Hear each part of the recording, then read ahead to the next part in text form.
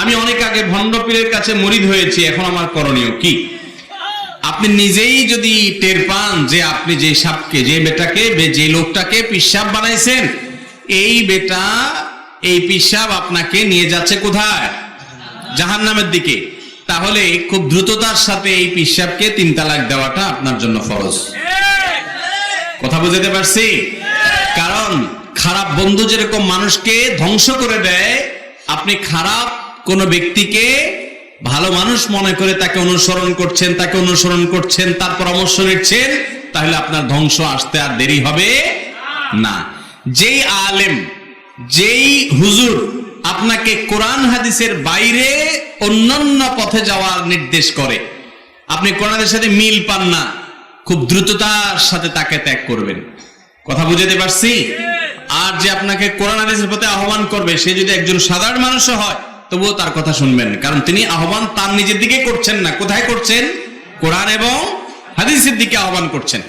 আমাদেরকে নবী করিম সাল্লাল্লাহু আলাইহি ওয়াসাল্লাম বলেছেন, তারাকতু ফিকুম আমরাইন, তোমাদের জন্য 2টা জিনিস রেখে যাচ্ছি, কিতাব আল্লাহ ওয়া সুন্নাত রাসূলি, আল্লাহর কিতাব এবং রাসূলের সুন্নাত সাল্লাল্লাহু আলাইহি ওয়াসাল্লাম। অতএব এই কোরআন হাদিসের আলোকে চললে আমাদের জীবন আলোকিত হবে, আর না হলে অন্ধকারে ভরে যাবে। অতএব আমরা দেখে শুনে অনুসরণ করব। কার অনুসরণ করছি? কারণ ভাইরা আমার, আপনি দুনিয়াতে একটা ভুল করলে আবার ঠিক করতে পারবেন, কিন্তু আখিরাতের ব্যাপার, একবার যদি ভুল পথে চলে যান আর ওইভাবে দুনিয়া থেকে চলে যান, আর দুনিয়াতে ফেরত এসে কারেকশন করা যাবে? অতএব সাবধান, সাবধান। আলেম নির্বাচন, শিক্ষক নির্বাচন, যাকে আপনি দেখে, যার কাছ থেকে পরামর্শ নিয়ে দিনের উপরে চলবেন, এটা নির্বাচন করতে 10 বার ভাববেন। আমি প্রায় সময় বলি, ভালো আলেম চেনার উপায়টা কি? ভালো ইমাম, ভালো আলেম, ভালো হুজুর চিনবেন কিভাবে? আমি বলি 3টা মার্কা আছে। কয়টা মার্কা? 1 নম্বর হলো, তিনি নিজে যা বলেন সে অনুযায়ী নিজে আমল করেন, তিনি যা ওয়াজ করেন সেগুলো অনুযায়ী তিনি নিজে আমল করেন। এই মার্কা থাকতে হবে তার মধ্যে, নাহলে তিনি ভালো হুজুর, ভালো আলেম হইতে পারেন না। নাম্বার 2, ফরজ আমলের পাশাপাশি নফল আমলের চেষ্টা তার মধ্যে থাকবে। তিনি ব্যক্তিগত নফল আমল করারও আগ্রহ বোধ তার ভিতরে আছে, আগ্রহ আছে, এরকমটি আপনি আজ করবেন। হয়তো অনেক বেশি পড়তে পারেন না, কিন্তু চেষ্টা আছে। কিন্তু না, কোন রকম ফরজ ছেড়ে চলে যায়, নফলের কোনো খোঁজ খবর কখনোই দেখেন না, ডিপলি যদি দেখার সুযোগ হয়, তাহলে এটা খুব বেশি ভালো লক্ষণ না।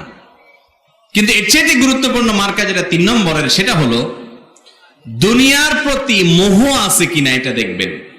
ওয়াজ করে, নসিহত করে, লম্বা লম্বা কথা বলে, সুন্দর সুন্দর কথা বলে, সবই ঠিক আছে, কিন্তু দিন শেষে পয়সা ছাড়া আর কিচ্ছু। এটা অবশ্য সাধারণ মানুষের ক্ষেত্রে একই কথা, যে একজন মানুষ মুত্তাকি পরেজগার, সে কখনো দুনিয়ার মোহে আসক্ত হতে পারে। দুনিয়ার জন্য চেষ্টা করবেন, মেহনত করবেন, হালাল ইনকামের জন্য অবশ্যই পরিশ্রম করবেন, সিরিয়াসনেসের সাথে কাজ করবেন, কিন্তু এর মানে এই না যে দুনিয়ার জন্য আপনি পাগল হয়ে যাবেন। দুনিয়ার কিছু হারায় গেছে, আলহামদুলিল্লাহ, এটার জন্য এত অস্থির হওয়ার কিছু নাই। আবার দুনিয়ার কিছু পেয়ে গেছেন, সেটার জন্য এত পাগল হওয়ার কিছু নাই। ইমানদারের কাছে এগুলো আকর্ষণীয় বস্তু, কিন্তু এগুলো তাকে মোহাবিষ্ট করতে পারে না। এই জন্য ভালো আলেম তিনি সব সময় যা বলবেন সেটা অনুযায়ী তিনি নিজে আমল করবেন। ফরজের পাশাপাশি নফল আমল করার চেষ্টা তার ভিতরে আপনি দেখতে পাবেন। এবং সর্বশেষ, দুনিয়ার জন্য তিনি চেষ্টা করবেন, ব্যবসা বাণিজ্য করেন, হালাল উপার্জন করবেন, সবই ঠিক আছে, দুনিয়ার জন্য পাগল হয়ে যাবেন না যে পয়সা ছাড়া কিচ্ছু চিনি না। আল্লাহ তাআলা আমাদেরকে, হক্কানি উলামাদেরকে, কোরআন হাদিসের অনুসারী আলেমদেরকে চেনা এবং তাদের অনুসরণ করার তৌফিক দান করুন।